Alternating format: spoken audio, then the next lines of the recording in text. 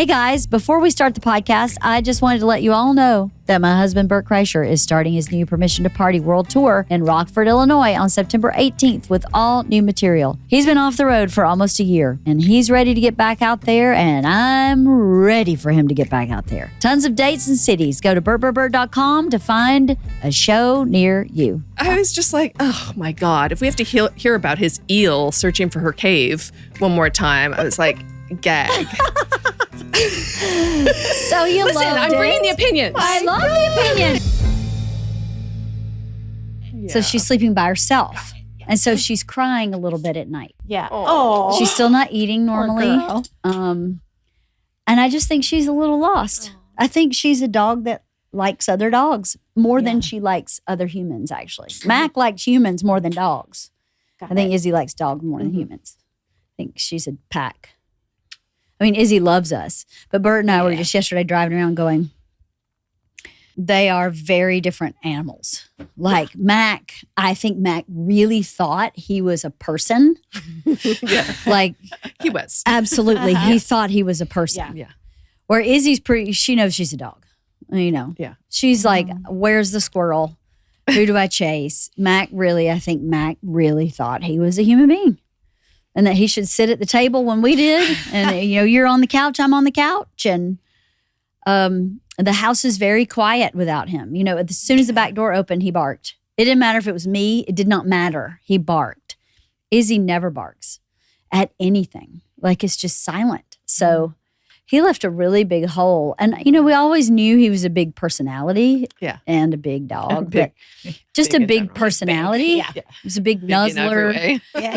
He just kind of would throw you against the wall and have his way with you. And, but yeah, it's awfully quiet. And Izzy's not a cuddler, not really. She sort of is, but I think she's a dog's dog. So I think we could I would just go, like I said, adopt out one of these mom dogs. Yeah.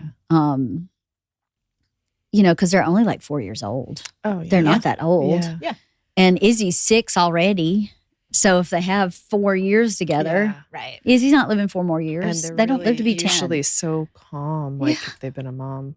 Yeah. Years, like, And chill. Yeah. You know what you're getting. nothing can phase them because they're used to having puppies attacking them at all times. Yeah. Right. They're young Like, enough and to many still play. puppies. Right? Yes. Yeah. So I think that's the good plan, because then you kind of know what you're getting. Yeah. You're kind of. And this breeder.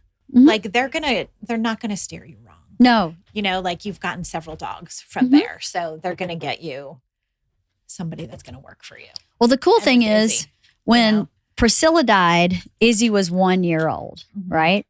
And I texted. That's so funny. We were having this conversation last night. I don't know why we were talking about your family, but we were talking about how you guys you haven't been a single dog family in forever. And we couldn't remember if you had Izzy before or after Priscilla died. Yeah, because you had 3. Well, we always had Mona. Yeah. Well, But no, Mona I for know 17 Mona years. was forever. Yeah. But then we were like, was that literally the last time they were a single family dog? Yeah. Was with Mona. Was kindergarten. Yeah. When When you Isla and finally Lily got were in kindergarten. Priscilla, yeah. We got Priscilla. Yeah. So we've been a 2-dog minimum, 2-dog family for, what is that? 15, 16 15 years? Yeah. So I think, when we called the breeder when Priscilla died and said, at some point, like 6 months from now, we're probably going to need a puppy, because Izzy was still a puppy. She was only a year. Right. Bull Mastiffs are usually really a puppy for about 18 months. So she was still a puppy. And then Izzy started going a little wacko in that she was bringing me her ball like 3 hours a day, not joke, nonstop, almost like she had OCD. She just didn't know what to do with herself, because she would play with Priscilla. She had no interest in playing with Mona. Mona had no interest in playing with her. So she lost her playmate. Priscilla played until like 2 weeks before she died. So when I called her, she said, I know exactly who Izzy is. Izzy's exactly like her mom. Izzy is like a very active dog. So she's going to need a really chill playmate. And she said, I know you don't want one right now, but I have the right dog for Izzy. This dog is going to be the perfect temperament. She said, I have other dogs, but this dog for that dog, because I know her mother, this is the dog. This is the temperament you need for Izzy because she has so much energy. And she did. Izzy's like always been like a gazelle. She's not like a bull mastiff. Yeah. She's like a gazelle. She's like likes to run. She likes to chase. And Max like 3-4 steps and he's like, I'm good. She looks like a gazelle. Like she's like those long, skinny legs, not at all like a bull mastiff. No, just her face. This is why you go back. That's why I would go back. Yeah. And say, do you have a mature dog? Yeah. Do you have something else for Izzy? Yes. She already, the day Mac passed away, she was like, I know you don't want to hear this, but I have 2 nieces of his. If you're interested, like if you need a puppy right away, she's like, no pressure at all. Right. But if your family wants a puppy, I have 2 of his nieces. So you still have a little bit of Mac. She was so devastated. She was like, I won't even charge you for the dog. I mean, this is such a tragedy that he died so early. And I was like, I just can't do it. I can't have a 9-week-old puppy. I'm traveling every other week for the next month. Yeah. This was like in Hawaii. So month and a half, I'm not here and I can't have, with that type of dog, you have to be completely present. You can't. I'm not a big fan of send them away to training camp and they come back fixed. I'm sure it works, but I just don't believe in it because you're still the person who has to be the dominant. And if they've learned it from someone else, there's still a learning curve for you to learn to be the dominant. And with a dog that big, why? You're just prolonging the inevitable of having to actually be the dominant. And so you just have to be, you'd have to be 24/7 for a long time to raise a dog right, in my opinion, so that it is not a dangerous animal. They are in their own way predators. Mm-hmm. So it's foolish to me when people get dogs and they don't have the time or the wherewithal to really train that dog. It's a disservice to the dog and to your family. So I can't have a puppy. And Bert's, of course, like, how about this puppy? How about this puppy? How about this puppy? How about this puppy? And I'm like, I can't have a puppy. So we'll see. Mm-hmm. Danielle, if you're listening, if you have a mama dog, I wouldn't be opposed. I should text her and ask. How are your dogs? Great. Trucking? Yeah. How old are they? Pepper is going to be 12 later this year. Well, estimated ages, estimated age for Pepper. We know how old Millie was. Millie is going to be... I didn't even see Millie yesterday. 8. Yeah. It's going to be 8 and 12. Yeah. Okay. Pepper looks good. She does. She's having trouble with her back. Like she could be a lot older than that. You know, when you get the rescue, they say estimated 1 to 2 years old, but that just means they have all of their teeth. Yeah. Right. And they're in decent shape. So she could have been 5 when we got her. But she's having trouble getting around. I carry her up and down the stairs. Aww. She can do it herself, but then she's sort of rougher. Yeah. Rare, but yeah. Yeah. I love her so much. And we were talking about Daisy. Now that she's a single dog household. Yeah, it is time. She is a pack animal, and I'm noticing some behaviors that we've never seen from her, and they're not good behaviors. I think she was very depressed when Delilah passed. And then she was like, okay, I'm adjusting. And now I'm like, oh, no. We need another dog in this house. You're not. You need an alpha, though. Delilah was your alpha. Delilah was the alpha. Yeah. Absolutely. So it's not going to take much to be an alpha over Daisy. You don't think so? I don't know. It'll be interesting. It will be really interesting. Mm-hmm. Because she's doing some very possessive type behaviors. And I'm like, oh, that's not going to fly. Mm-hmm. You're not going to growl at me, sister. No. We don't do that. Oh, 5 pounds of you. How much does she weigh? She's a solid 12. Okay. Come on. She beefed it up.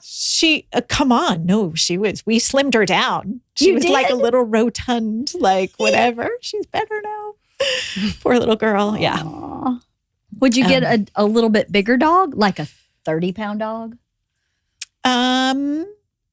Probably not. We're probably going to stay super small, I imagine. Like 12, 20 pounds. Yeah. 10, I know 10, Max 20. would love to have a 30-pound dog, but he doesn't actually live with us. So I'm not sure how much his vote counts. I think Steven would do a medium-sized dog, but I don't know. I know Lily does not want a medium-sized dog. She wants like a toy cup, whatever. Right. And I'm like, okay. Pomeranian. No, ew, no. I love Pomeranians. cute. Are you Okay, kidding? they would kill my husband, first of all. Oh, So- yeah. I forgot about the allergies. I forgot about the man in the plastic bubble that you live with. I totally forgot. I know you were over and he's looking at my charcuterie board and I put one thing of almonds out. Everything else was set, and it was in a tall glass. Yeah. Like there's no cross contamination, as far as I can tell. And he's looking at it and he goes, what are those? And I went, they're almonds. Just stay away from them. He's like, okay, cool. But it must be scary to live in a world to be allergic where you just can't eat. You know, he's one of those like classic old school back when we were, no one had allergies when we were a kid. And everybody brought a peanut butter sandwich to Absolutely. school. Like, everyone. And he's like one person in 1,000 or a million that everything Back then, killed he was him. like the only kid in the entire school that had a nut allergy. Yeah. And asthma. Yeah. And asthma. Yes. Poor little guy. True. So you're ready for a new dog? Yeah, it's time. I think we've been ready for a while. We've been looking for a while, but it just we haven't found like the right dog yet. So. Do you want a Mama Bull Mastiff? I do not. Thank you. They're awesome. They call them the nanny dogs. I mean, that would be the alpha for Daisy. That's for sure. That might be. I mean, that girl's afraid of her shadow. Although Mona was the boss of Mac. Yeah, Pepper's the yeah. boss of Millie. Millie's about 30 pounds, and Pepper's our little 10-pound dog who is absolutely the boss. She is the alpha. Yeah, Mona, Mac would do anything Mona did. He followed her like a puppy, but like a puppy. He slept on the bed with her.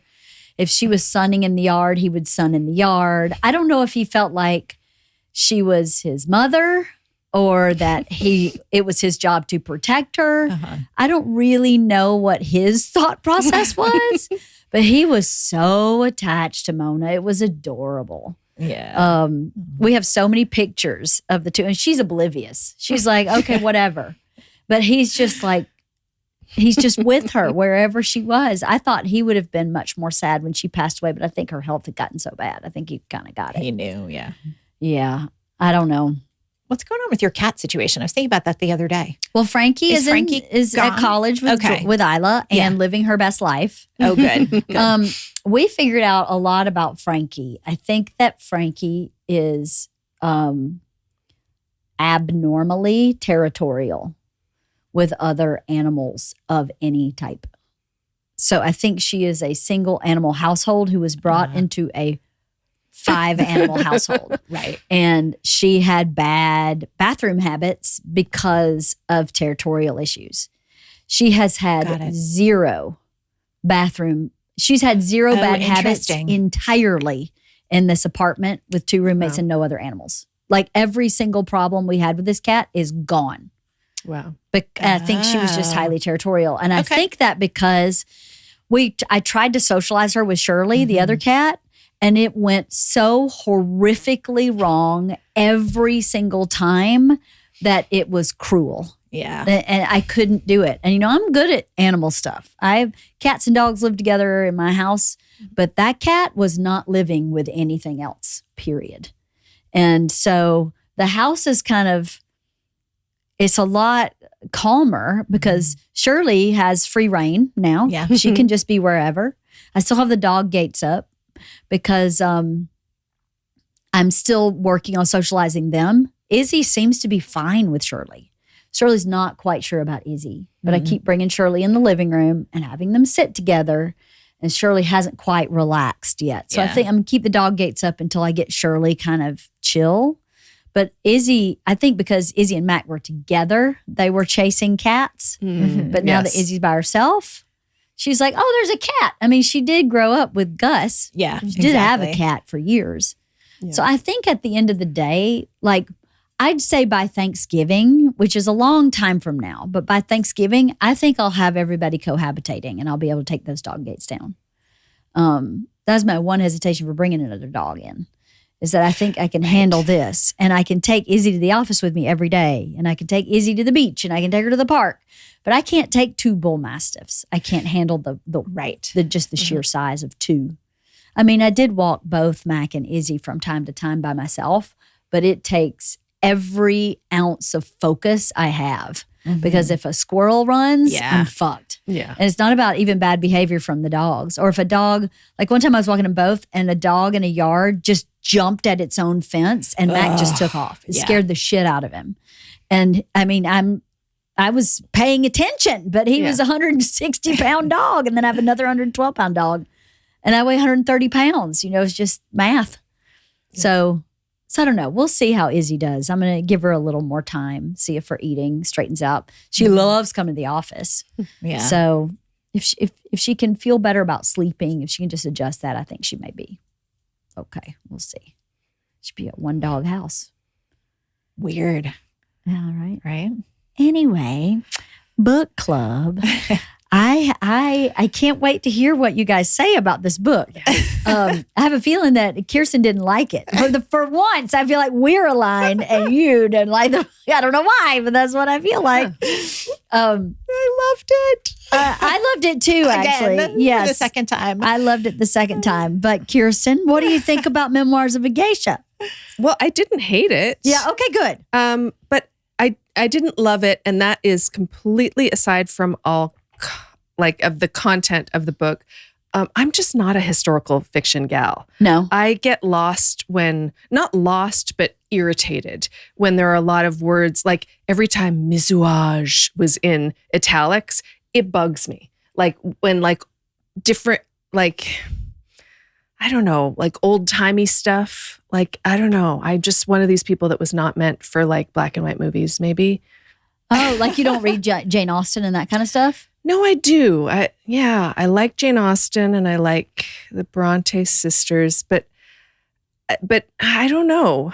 Is it different? That wasn't historical fiction though, because that was written at the time. At that time, okay. At the time. So, but historical fiction where this wasn't an actual memoir of a geisha. This was written by a man. Yes.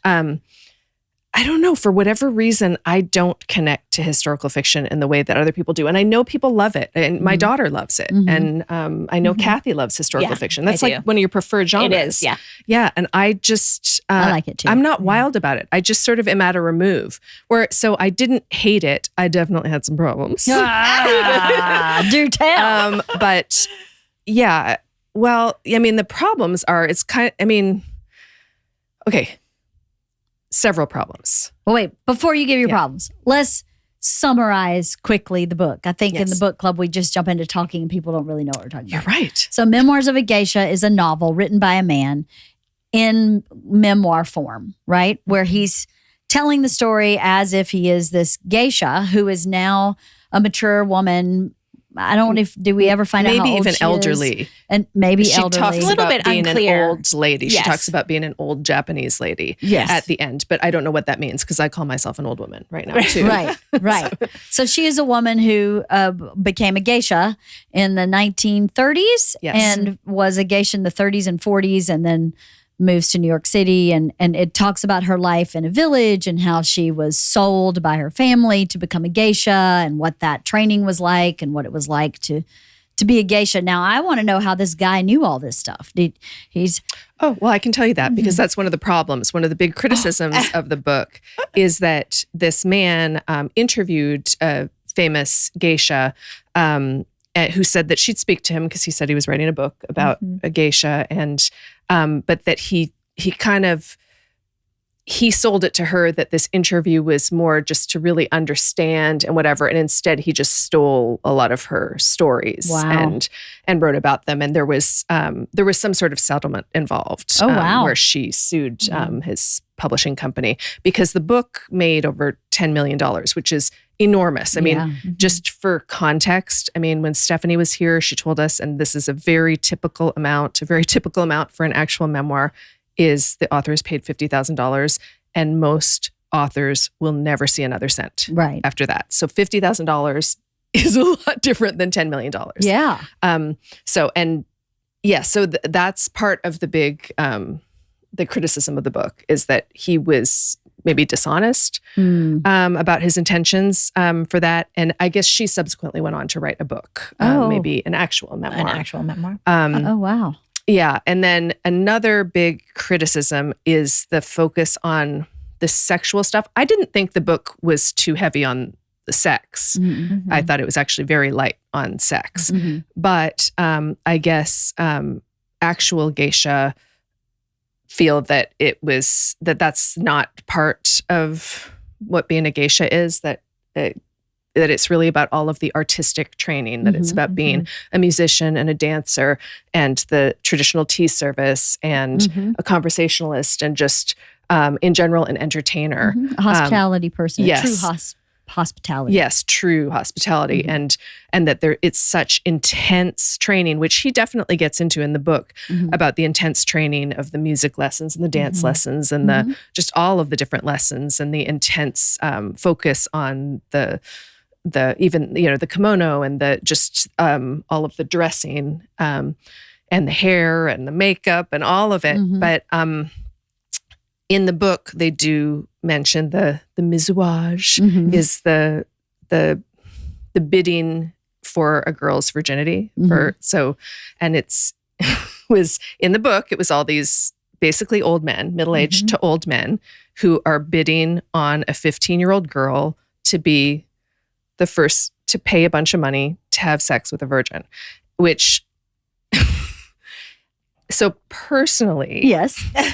it was very distasteful, and it's kind of hard to separate in the era of release the Epstein files. Right. It's really hard to separate from that, to go like, oh, this isn't entertaining. Right. This is very disturbing. But then the further criticism is that a lot of Japanese people feel like this is an inaccurate representation of geisha, that was an idea that Americans got after the Second World War, when some sex workers would sort of like dress as geisha for the service men. And so men came back to the States talking about, oh yeah, these wild times with the geisha, but they weren't true geisha. Right. They were sex workers who were dressed in geisha But style. this is fiction. He's not pretending that it's real. So like that criticism is like, well, but it's called Memoirs of a Geisha. Doesn't. But also, it's also on the cover clear it says that a it's novel. Fiction. Yeah. So it does say a novel on the cover of the book. Yeah, Memoirs of a Geisha is misleading, but I think they do say it's a novel. A quick message from today's sponsor, the ASPCA Pet Health Insurance Program. Your pet is part of the family. You do pretty much anything for them, right? But those vet bills, they can add up quicker than you'd think. That's why it's worth checking out ASPCA Pet Health Insurance. Pet insurance can help manage the vet bills so you can focus on what really matters, making sure your pet gets the care they need when they need it. Oh, and here's a little bonus. There's a perk for enrolling. When you enroll in an ASPCA Pet Health Insurance plan, you could get a $25 Amazon gift card. It's a little treat for you while you're doing something great for your pet. The program offers customizable accident and illness plans, making it easier for your pet to get the care they need. I don't know what we would have done without pet insurance. Mac was just going through cancer, out of the hospital, and pet insurance made taking care of him a lot less stressful. Pet insurance is the way to go. To explore coverage, visit aspcapetinsurance.com/wife. That's aspcapetinsurance.com/wife. Eligibility restrictions apply. Visit aspcapetinsurance.com/Amazon terms for more info. This is a paid advertisement. Insurance is underwritten by either Independence American Insurance Company or United States Fire Insurance Company and produced by PTZ Insurance Agency Limited. The ASPCA is not an insurer and is not engaged in the business of insurance. In that, I actually do like historical fiction also. I obviously don't find it exciting or titillating in any way to think that men were bidding on a woman's virginity, but I think it is highly probable that has happened in many cultures, not just in Japanese. every culture. I mean, it's still happening. Yes. Yeah. And that, but for me, at least in my opinion, to read about historical things like that is powerful to me, to go, look what humanity was and still is in some ways, and was and is no longer. I totally right? hear you. I just don't, I'm just like, ew, gross. Yeah. Like, fuck these men. Like, It was ew, gross. Yeah. No, I totally agree with you. And we've read about stuff darker than that. So it's not like, oh, I can't handle it. I'm so fragile. No. But it's just like, oh, I just don't want to. Like, I just don't want to spend my time. It's a long book. It's a pretty long book. And so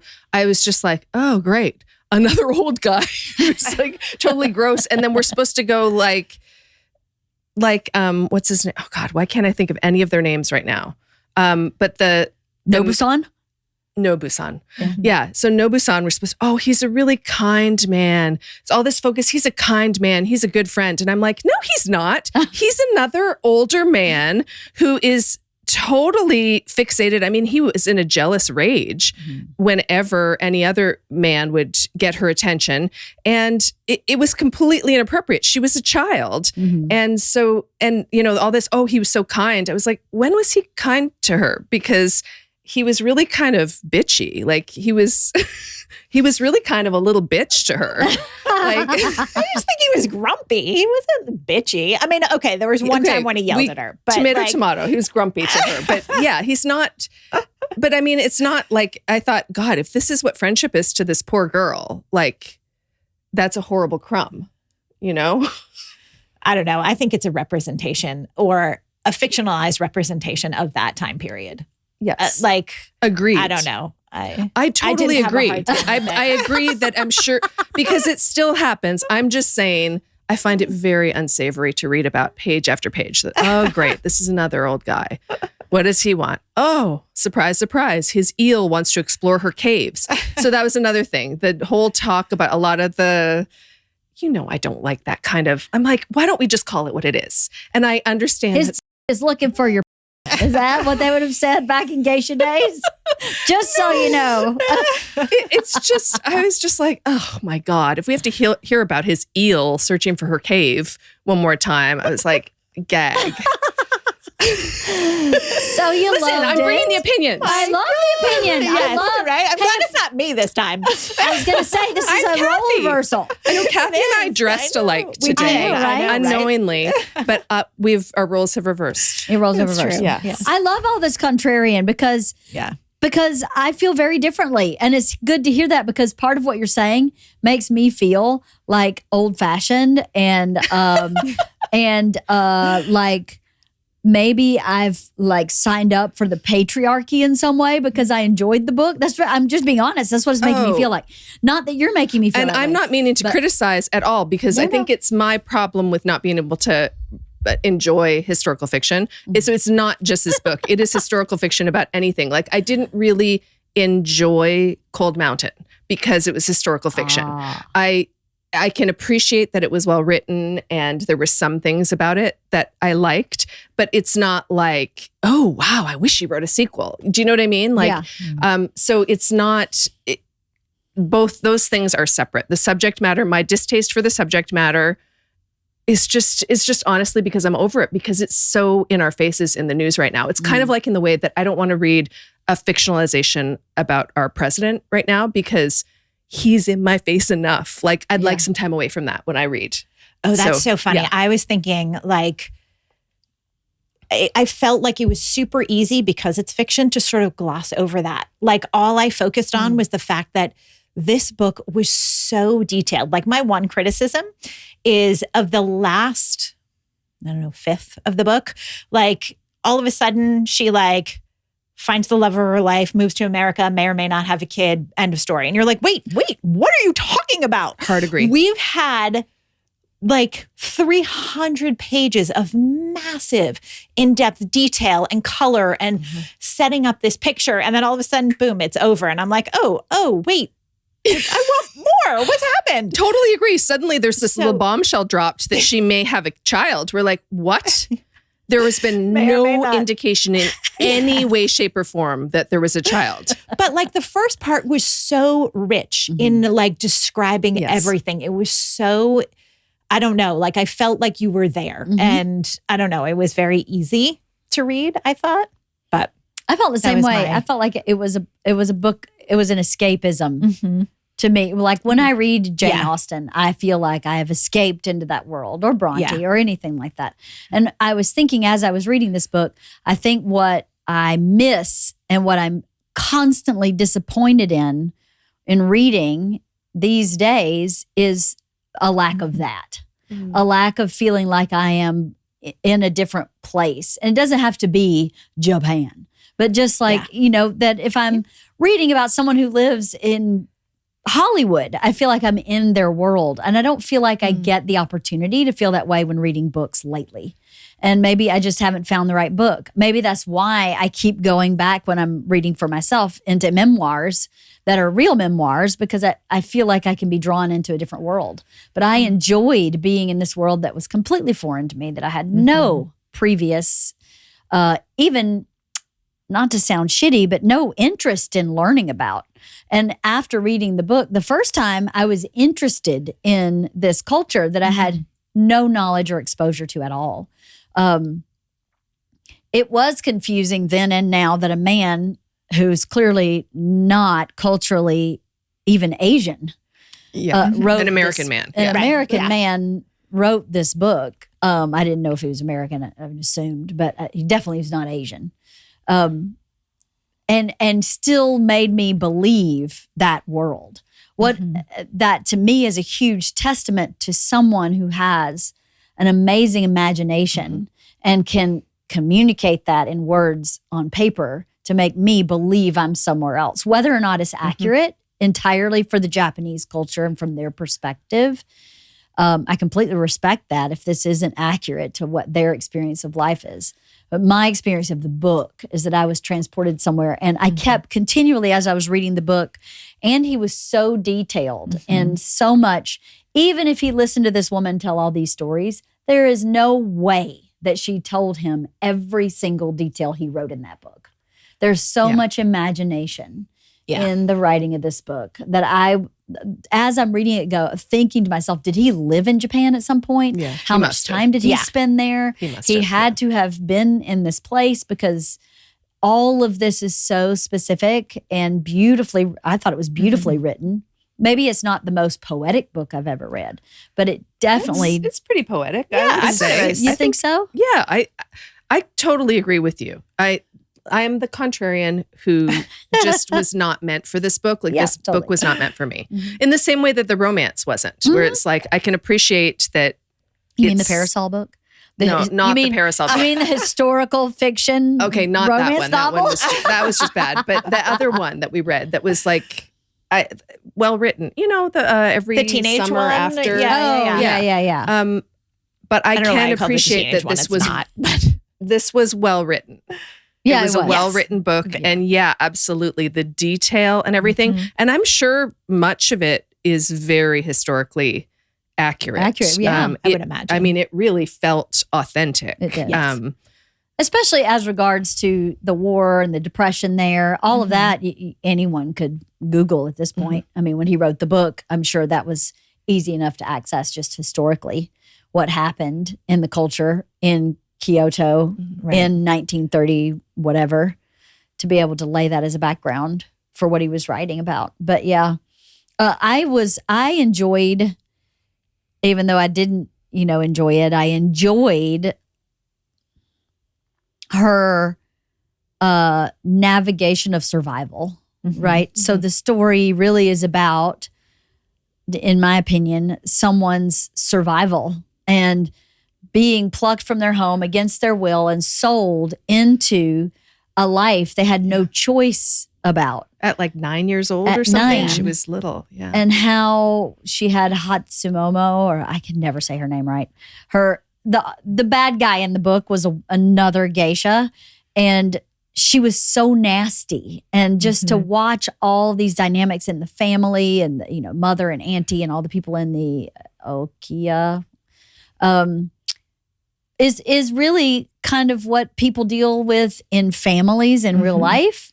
And I liked that he played these kind of archetypes out. There's some definite archetypes in the story that were played out, and I enjoyed that. Sometimes the reason I keep reading Jane Austen over and over again is because I think the characters are very clearly drawn out. This is the bad guy. This is the good guy. You kind of know it's going to end up okay in the end. It's about the ride, right? So I felt that way about this book too. I knew that Hatsumomo was going to get her comeuppance, but how? She had to. Yes, exactly. And I knew who Sayuri was going to end up with in the end, but how? And all the things that she had to get through. It's the how that's enjoyable but knowing that it's going to end up there also to me is enjoyable because, I don't know. It's comforting to know that everybody's going to be happy in the end. Yeah, it's why people watch romantic comedies and it's that escapism, right? Yes. Like it removes you from this world into something that's, I don't want to say pleasant, but it resolves itself pleasantly. It resolves itself. Maybe that's a good way of putting it, that it resolves itself pleasantly and that, Hatsumomo gets what she deserves and everybody kind of gets what they deserve, good or bad. I like that. Yeah. And he did it beautifully, I thought. Yeah, I thought so. And my takeaway was that these women were 98% artists and hospitality. And then there's that 2% of ugly that had to have happened. Well, he did. Yeah, he did not focus too much on the sex at all. It wasn't until it was really all about the auctioning off her virginity that was focused on. And then being a kept woman later when she talks about meeting up with a woman who was with a much older man at a party who kind of, when she found out that she was a geisha, was like kind of looking down on her as if she was a prostitute. And she thought, that's ridiculous. You're a kept woman. Like, same as me. We're the same. Yeah. We're the same. Yeah, that is interesting. And in some ways, to be a kept woman in that way is simpler, right? You get paid, and these are the hospitality pieces that you do in exchange, whether it's sex or not, I don't know. But just that simple, it's like a business transaction and everyone's happy. Job. And culturally, as I understood it, that this was a very acceptable way for not just men, but women to function in Japan, is that it's known that men have mistresses. Like in the one party that she went to where the wife actually sent the tip home with memeha for the mistress. So she knew. Right, and she knew that the mistress was actually in their bedroom right now with her husband, but went through with this charade. So fascinating. Sometimes I think it wouldn't be so bad. Like revered, right? Like there's a certain like it's an honored position, right? Which is also really interesting. Well, because in the way that any highly trained person is, you know, like a doctor or whatever, like they're so highly trained and being able to go through. And there are so few people that can accomplish that. Yeah. There are so few geishas because they can't get through all of the training and whatnot. Like, so it is something to be like revered a little bit. Yeah. I don't think it's looked down upon, or it wasn't. Yeah. You know. Well, the very ignorant American point of view, I thought they were just high-class prostitutes until I read this book 20-something years ago, and I went, oh, wow, that's not at all what they are. And again, this may not be a fact-based book. It is a novel. But it left me with the impression that there was far more to the whole culture of relationships in Japan, where men and geisha and their wives are concerned, that in some ways this system worked well. Because I have a friend who is from the Middle East and grew up in the Middle East and talked to me a lot about what her childhood was like with her parents, and that her father was a lot older than her mother. Her mother was very beautiful. They got married. But he had mistresses, and they would run into him with his mistress out and about in public. It's just the way the culture worked that she grew up in. So, you know, mom had what she did, dad had what he did, They raised a family together. They ran a house together, which is kind of like a business operation. And then he went off and, chased the skirts he wanted to chase, had no obligation there other than chasing the skirt for however long he wanted to. But the obligation was with her mother. And so the perks that her mother got were, she had lots of trips with other wives who were similar to her. She had wonderful relationships with other women. She did not have male mistresses, counterparts. She did not have affairs with other men, but she was very well taken care of. And culturally, that's foreign to us. It's very foreign to us in America. Mm-hmm. But culturally, to her, observing her parents doing this, that's just how it was. It was normal in their culture. So, I think it's easy for us to say our way is the way to be without ever considering if it's working for that culture, then who are we to judge whether or not that woman is happy or unhappy? Maybe she's fine. Maybe she's not. Maybe she's like, this is bullshit. But maybe she's not. Maybe she's okay. And to just remain open about it as opposed to thinking it has to be the way that we think. And I'm not implying either of you are saying that, but I just think it's interesting to ponder when you read this culture where when the wife is tipping the mistress who she knows is currently with her husband, she's clearly cool with it. So culturally, what was her currency there? What was her give and take there? Did she get a status in her community? Did she get to be more charitable in her community with her husband's money? It's 1930s and 40s. It's definitely a different dynamic than we have today, just in who had the money in the family. So I don't know. It's interesting to me, as I was reading the book, it makes me reflect on my own life, my own relationship, my own culture, and then to have an allowance in my brain for cultures that work differently from my own, and how kind of beautiful that is. That if we could all just be with each other in their differences, what a great world we would have, Would be if nice. only. If only. If only is right. I mean, some of it you look at and you go, this is a travesty. This is a crime against women. There's some things that I think are undeniable that other cultures do to women. But for the most part, if a man has a mistress and the woman's good and everybody's winning, who cares? Right. If the mistress is an adult. That's yes, of course. Not when they're children. But a child is a different thing. I mean, like if it's all copacetic. Yeah. If it's all like we're all grown-ups here. Yeah. I mean, like I said before, sometimes a mistress would be helpful. I'd be like, you take him tonight. I'm good. I just want to be in bed with the book. Have a good time. I've got to finish my book club book. I know, exactly, right? I want to watch something he doesn't want to watch. So you just watch TV with him tonight because I don't want to watch 30 for 30 again. I've already watched it. You know what I mean? I'm just kidding, obviously.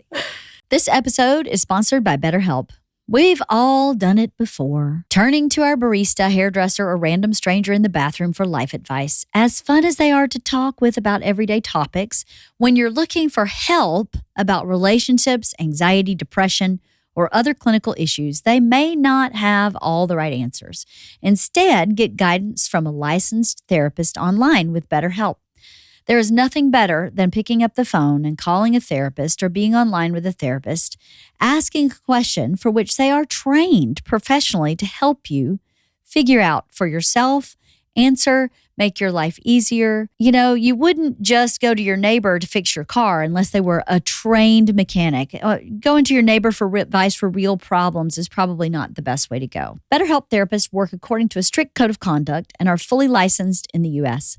BetterHelp does the initial matching work for you so you can focus on your therapy goals. A short questionnaire helps identify your needs and preferences, and our 10-plus years of experience and industry-leading match fulfillment rate means we typically get it right the first time. If you aren't happy with your match, switch to a different therapist at any time from our tailored recs. As the largest online therapy provider in the world, BetterHelp can provide access to mental health professionals with a diverse variety of expertise. Find the one with BetterHelp. Our listeners get 10% off their first month at betterhelp.com/wife. That's betterhelp.com/wife. I'm really curious to know how you both felt about, so it's at the beginning when she's young and has recently been sold to the Okia. I don't know how to pronounce these words. And she first runs into the chairman, the character of the chairman. And he's so kind to her and he gives her some money and he helps her. And then she develops this crush on him and that lasts for the entire book. And then ends up with him later on. I'm very curious to know how you both felt about that because I have some opinions. Well, it was very Walt Disney, wasn't it? Yeah, it's very far-fetched, but I mean, it is a fiction book, right? So it is that book where, just like Pride and Prejudice, you know they're going to end up together. Yeah. Right. I knew it as soon as that meet cute happened. Yeah. I went, well, this is her end. Yeah. This is where she's going to end up. And I felt like it was very Walt Disney. It was very, Yeah, Walt Disney, if the prince was like 60 or whatever, like, that part. if, he's just so much older than her that I was like, when they finally got together, I thought, oh, seriously? Like, so this is the prize? So you are an ageist. Is that what you're kidding? I am an ageist. Yeah, I was just like, oh my God, why can't she get like... Well, I think here's the thing with that, okay? Nobu was interested in her when she was a teenager. The chairman was not. The chairman was just simply kind to her and didn't have any romantic interest in her at all until she was an adult. And I think to me, this is my opinion, once you're a certain aged adult, you're just an adult. So if your husband's, if you're 40 and you're married to a 60-year-old, I don't think that's a big deal. Yeah, but I think it was considerably more than that. I think she was like 30 and he was, because he was like at death's door, wasn't he? Like they weren't together for that many years before he died. I don't think so, but I don't know. I think it was longer than we think, though. I mean, they did like 5 trips to America before she decided to stay here. So that didn't happen. Yeah, but he was going to America quite often, though. Yeah. So maybe. I don't know. I think there are lots of relationships that like we or I don't particularly understand where there's like a 30-year-old woman and a 70-year-old man. And you're like, wow, she's a gold digger. You know what I mean? Like that's the first thing that pops into your head. But you know what? Maybe she's not. Maybe they are really happy and in love. She just enjoys a slower pace of life. Maybe. I don't know. Like, I'll tell you to this. judge. Like, I don't know. Young love is very powerful. So my dad had 2 roommates. Starting when I was about 8 years old. And I was absolutely in love with one of his roommates from like 8 years old. Would write him love letters, would leave him love letters all over the place. He was obviously 100% appropriate and like an uncle and very sweet and very kind to me about my love for him. I was in love with him but I wonder if you're from someone who has no hope in your life and the only hope you have is set on this one person, or this one dream, how hard would it be to move off that dream? Like if the dream actually had the possibility of coming true and there's no other possibility for her. She's a geisha. So I could see myself, maybe not with this guy, but I relate to that kind of love leaves a mark, I didn't think about that guy when I got older, but that feeling that started when I was really young was really real. Now, obviously, never marrying my dad's roommate when I'm 8 years old, but that feeling was really real. And I still have a special place for him. No, that's a good point. And she had it was like the compounded thing of being absolutely impoverished, essentially a slave. Like she was absolutely. Basically enslaved. So, and he was charming and seemed wonderful. I just was thinking more from her point of view, like as a grown adult when he's married and then there's like this suggestion that there may be a child. And we're like, wait a minute, we've heard of 0 pregnancies.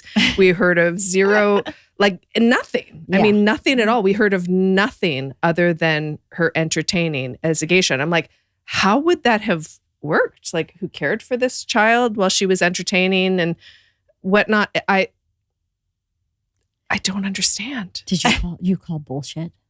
A little Well, bit? no, that would have been great. I mean, I guess then it would have been like 700 pages long, but Yeah. Could have added 50 more pages. Yeah, it was interesting. It was almost like I'll wrap up everything, but I'm going to drop this one little nugget that I'm not going to tell you about. And you're like, wait, literally everything else has an end. And literally we heard about everything else. I mean, the inspection to make sure that she was intact and a virgin. Like, so we heard the gory details about everything. And then it's like the drool dripping in the gutter. Yeah, no, exactly. And I may or may not have had a child, but that's my personal boundary. And I was like, what? We have personal boundaries now? Like what? It's true. That's true. That's a good point. That's your personal boundary. Not, would you ever tell anybody if you had sex with a man whose drool was dripping down while you were, no. You'd never tell that to anybody. Disgusting. Yeah. Right? But I mean, how amazing. This is something that I loved about the book. Was that when it ended, it really wasn't about like, yes, she ended up with the chairman, but really what she got was her freedom in the end. And she's living in New York. She has her own business. And I was like, yes, girl, you deserved that. You earned it. Yeah. Yes, true. Yeah. That was very cool. And I like the journey that I liked that she came out on top in her own way, in her world even, that she got adopted by mother, that she outsmarted or she outweighted Hatsumomo or whatever, however you would, whatever you call it. Oh, but what did you think about Pumpkin? Pumpkin turning on her.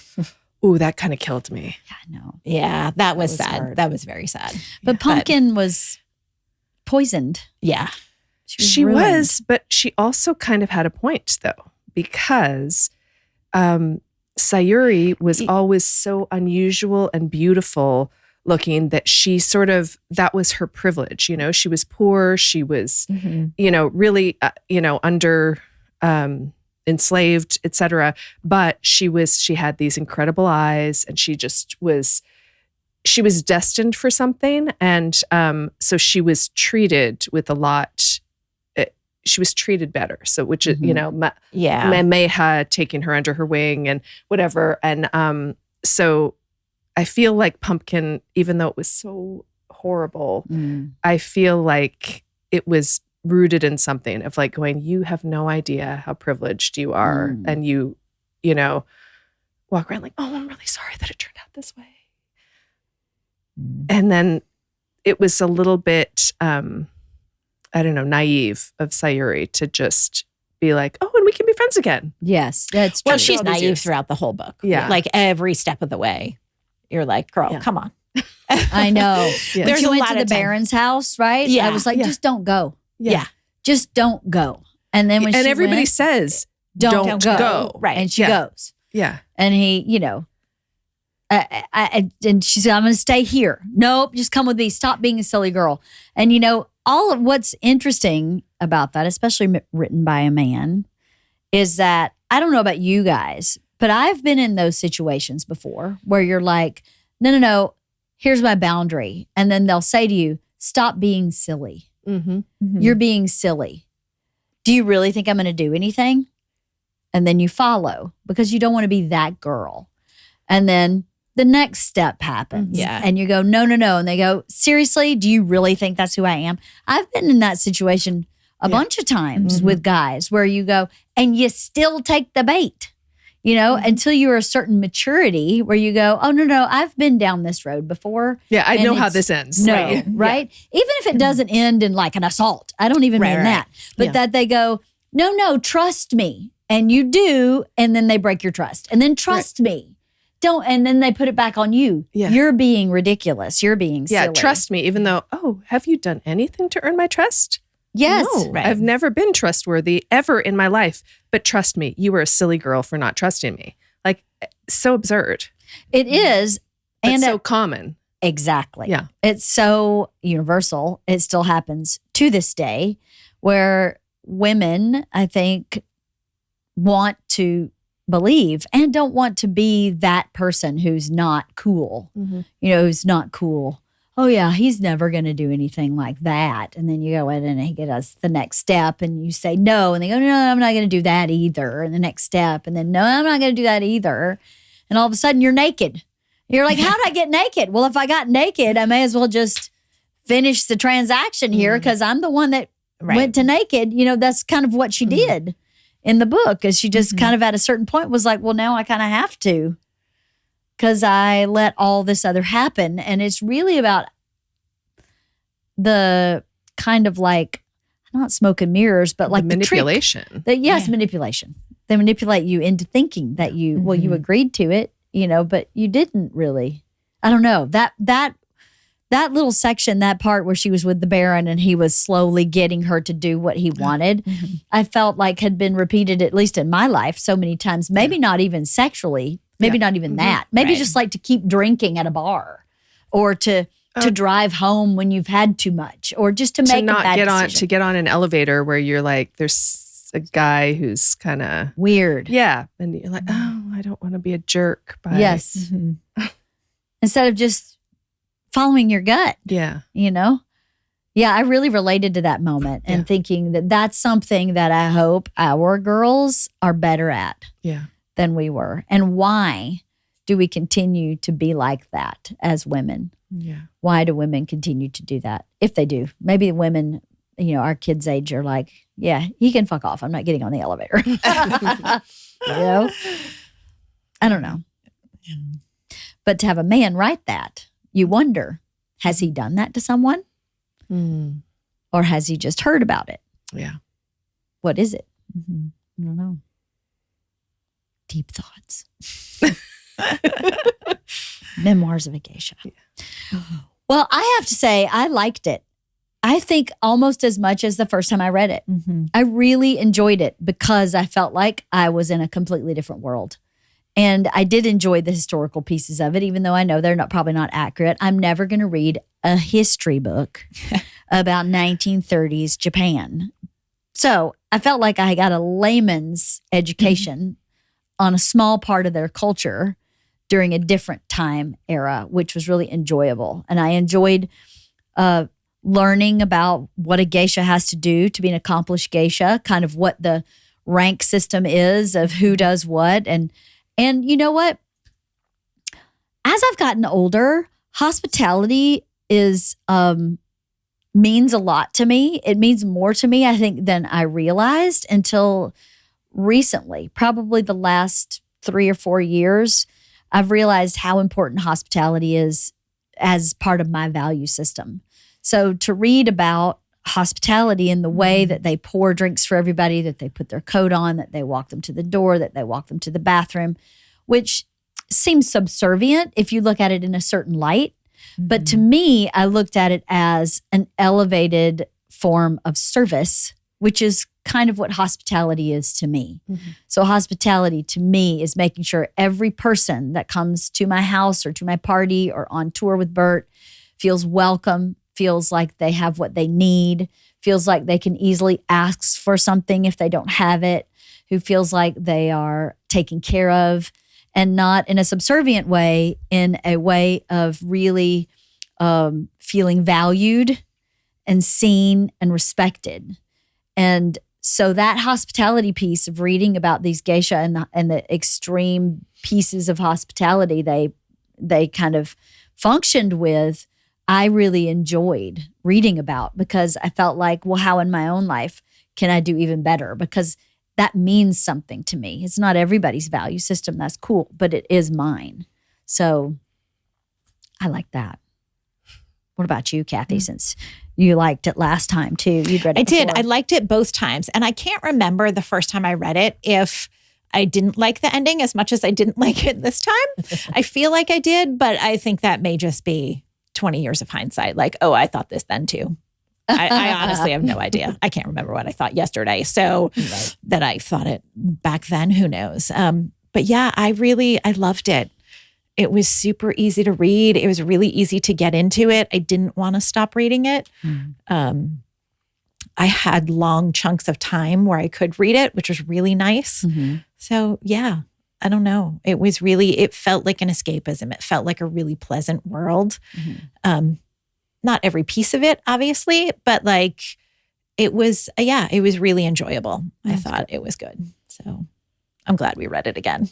Me too. Yeah. I'm glad we read it. It's been on my list since it was published like 20, 25 years ago, whenever it was. So I'm glad that we read it. And I was just having a conversation with someone in my writers group the other day and talking about, and this was in the context of reading pieces that our classmates or our group mates have written. And she was talking about how as an adult, it's so different than when you're in school, whether it's in high school or elementary school or college, whenever, where you're forced to read things that are outside of your wheelhouse. And somebody in the group was complaining about that her son didn't enjoy reading because he didn't enjoy what he had to read in school, and then he enjoyed it more as an adult, which is totally valid. But then my friend Christine said that she really loves getting into those positions of where, like, whether it's book club or in our writers group, being forced to read something that you wouldn't have picked up by yourself, because it does expand your mind in a way that just staying in your little echo chamber does not. So I value it for that. Yes. And this book club in general, like we've been exposed to a lot of books that I wouldn't have necessarily picked up. I wouldn't have necessarily continued some of them. This one I would have continued. But yeah, I value it for that. Yeah, I know what you mean. When I had the book club I ran years ago before I had kids, we had, I think, maybe 10 or 12 members, and each month a member hosted, and whoever hosted chose the book, and it was not up for discussion. You read what they chose. And I read so many books I never would have picked up that I really enjoyed that book club because it had so many amazing women in it. And so invariably someone would show up with a book that I'd be like, I'm reading a book about rock climbing. I want to read a book about rock climbing. And then at book club, I'd be like, that was the best book I've read in years. I agree with you. I think getting outside of your comfort zone is really important, not just in reading, but in life in general, to just have some kind of forum like this where you can just get outside your comfort zone. You learn so much about yourself and other things by doing that. There's not much to learn in areas where you're already comfortable, right? Yep. Exactly. Speaking of learning in areas where we're not very comfortable. Oh, right. Our next book club book is You, Your Husband, and His Mother. Who's ready? I am so ready. I'm so excited for multiple reasons. I love the subject matter. I have not seen a book like this before. I don't even know what the subject matter is beyond the title. Quite literally. But you know. But you know. I think it's self-explanatory. It's self-explanatory. But Dr. Tracy is great. I really loved her last book. I really enjoyed our conversation with her last time. Same. So I've started following her on Instagram after that. And I love the content she puts out. She's very smart and she's got a lot of good ideas. So I'm here for it. Well, here's what it says. You don't just marry your spouse, you marry their family. And dealing with your in-laws isn't always easy. Women in particular often find themselves trapped in a toxic cycle with their mothers-in-law, doomed to feel like either a victim or a villain, no matter what they do. In this indispensable resource, this clinical psychologist helps women step outside the victim-villain binary and forge a healthy relationship with their mother-in-law that aligns with and prioritizes their marriage and overall well-being. I don't have a toxic relationship with my mother-in-law. I don't think. I do not either. So, but it's still a complicated relationship, even if it's good. So I'm really looking forward to it for that. But also I feel like many of my friends do have a toxic relationship with their mother-in-law. I think that's very true. Well, this book is not out till November 4th. You, Your Husband, and His Mother, you can pre-order it though. So anybody who's interested, we're going to talk about it late October, I think, somewhere in there, because Tracy's coming on with us. So So it's a little bit of a longer turnaround for our book reading. This was about 6 weeks or so, but I wanted to make sure. I didn't think it was enough time to do the other book in between. No, not at all. And then it's a little long, but it's about her, Dr. Tracy's availability. So we'll do it late October. I'm reading another book to sit with an author in a couple weeks. So it's not really a book club, but it's at least another book that we're talking about. But yeah, I think a lot of people will get some help from this book. You know, mothers and sons have a very specific relationship, just like, you know, mothers and daughters have a very specific relationship. And how can we really understand that relationship unless we have a son, right? I don't have a son. So I think it's going to be really enlightening in a lot of ways, even if you don't have struggles. I bet you I'm going to figure out ways that I am victimizing myself where Bert's concerned, and it'll have to do with his relationship with his mom, even though my toxicity is not with her directly. I bet you his relationship with her is somehow affecting me in ways I don't know. Does that make sense? Like an unconscious bias. Or an unconscious bias is wrong, but an unconscious like dynamic. A dynamic that's happening that may be related to her that I'm not even aware of. Yeah. So that's what I'm looking forward to. That's the curiosity of that. Any other thoughts about this? Are you worried about reading it? You live with your mother-in-law. I do. Yep. And that's where we're stopping. No, I mean, I don't know. It'll be very interesting to see what she has to say about this. Yeah. I don't know. So of the three of us, you have closer is a loaded term for you. It is a little bit closer. Yeah. You have a I mean, closer it's relationship. geographically closer. It's physically closer. It is. It's a forced closeness. Yeah.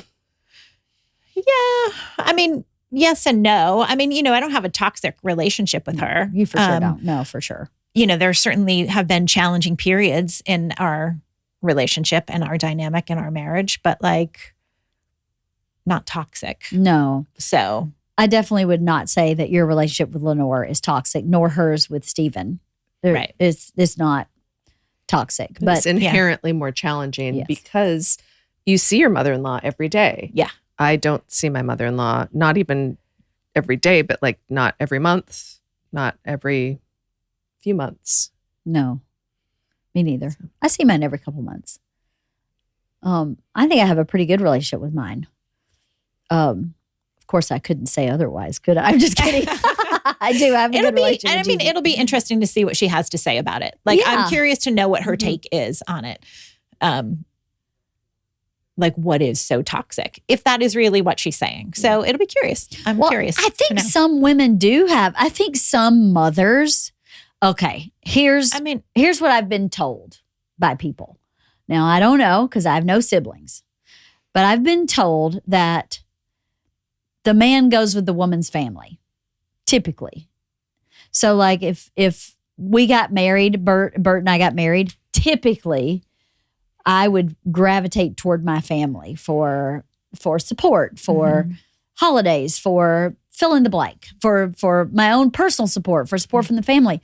That hasn't happened in our relationship. But as I understand it, and I'm clearly talking out of my ass. I'm not an expert. I have no idea. But I've had many people say to me, you know, the daughter stays with you, the son goes with her family. Like other people my age who have daughters and sons. And so I would imagine if that didn't happen for whatever reason, that would be an odd dynamic for the mom of the son. You know what I mean? I don't know. I'm just making shit up here. Yeah, I don't know. I mean, I think again, I'm curious to read it because I feel like it sounds like it's very stereotypical, right? Because my sister-in-law would say something very different. My sister-in-law has a very toxic relationship with my mom, but it's because of my mom and who she is. And she has a toxic relationship with every female on the planet. So I don't, like, it's hard. I feel like it's hard for me to feel like this is a fix-all? Yeah. Or the end-all be-all. Like, I think there's so much nuance and it's hard to know what she's saying based on the title. The title is very specific and very Catchy? Oh, yeah. catchy Kathy's and coming very, Yes. It's triggering? a little bit. Yeah, No, it is not a little. I really. can see that. I just think it's very, love it it. feels very stereotypical. And I hope the book is not that. Because I don't believe all relationships are like that. Obviously, no, you can't write a book about all relationships anyway. Of and course. obviously she is a well-respected author, person, human, right? So chances are she's not saying that. Yeah. It just feels that way from the title, but we'll Yeah. see. So I'm curious as to what you both call your mothers-in-law. Gigi? Okay, so but Gigi is for great grandma. Is that what you? Oh, is that, no, that's her name. That's her name. Oh, okay. Oh, you mean Okay. like my kids call her Nana? Oh, that's interesting because we called my grandma Gigi. My Okay. kids called her Gigi for great grandma. Oh, funny. but, yeah, No, she's Nana. she's Nana to them, and she's Gigi, her name, to you, and you call her Lenore. I go between Lenore or Grammy because that's what Grammy. my kids Yeah, call yeah. her. So like everybody, Stephen calls her Grammy sometimes. You know what I mean? Like that's just, I call her Nana sometimes too. If I'm Yeah. talking to my kids, I'll say Nana. But if Yeah. I'm talking to her, I say Gigi. I don't. I Or if I'm felt talking like- to her mom, her Connie or even Annie. when I'm talking to I her, say sometimes Gigi. I'll say Okay. Grammy. Yeah. When Richard and I got married, my his middle brother's wife, they met in college, and so they've been together, like you and Stephen, like Mhm. together a very, very long time.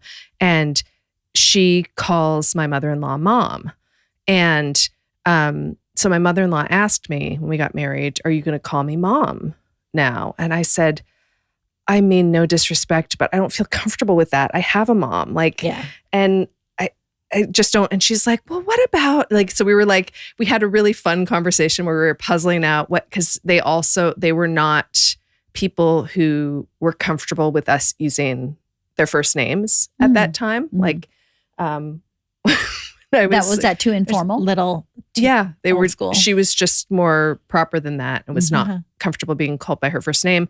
And so we were really puzzling it out. And she was like, "Oh, I just love that you speak French. Could you call me ma mère?" And I'm like, "Ma mère isn't really like that's not what you think of me." Like, Yeah. And she was like, "Well, I don't know." I'm like, "You want me to call you maman?" Like, maman is mother, and I'm like, it's kind of absurd because like I don't like just because I'm fluent in French, I don't speak French to anyone unless they're like visiting from France, you Yeah. know? Yeah. And she was like, "Yeah, oh, I like that. Could you call me maman? And you can call him papa, like maman and papa." And so I humored her a little bit and we did that for a little bit, but every time it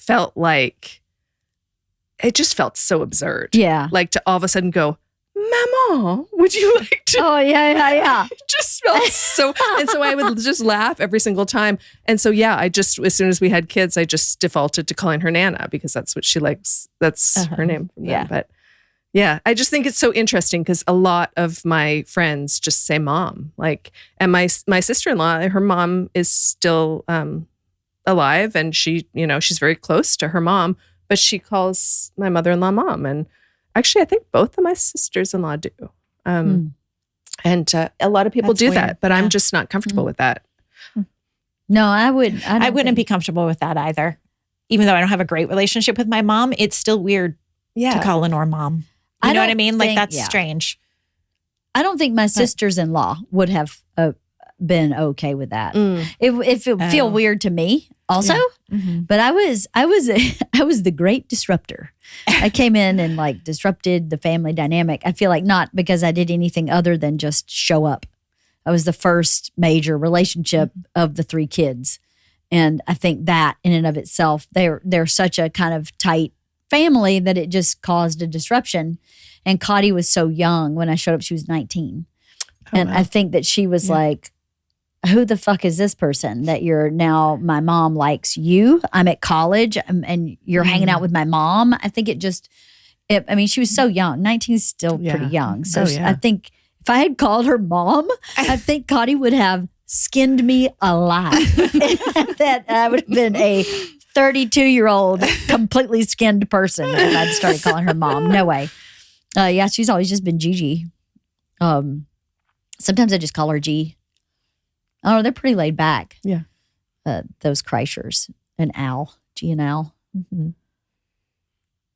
Anyway, well, I'm looking forward to this. Thank you for reading Memoirs of a Geisha. And then after that, I think we're reading your friend's book. Yes, we are reading Manufacturing My Miracle by Jill Viles. Okay. So that's 2 books from now. Yeah. Then we'll have to read something fun for the holidays. Yes. Something fun. light. Something light. Yeah. Start hopefully looking not now. too long. Yes. Start looking now. Light, Where are the David short. Sedarises of life? Where are those, Maybe he'll publish a new one. you know? That'd be great. Before November. Yeah. Yeah. Can you get on that, please? Yeah. Mr. Sedaris. Yes. We have our needs. We have Chop, notes chop. for you. Hop to. All right. Well, thank you, ladies. Thanks for the conversation. Thank you. Thank you.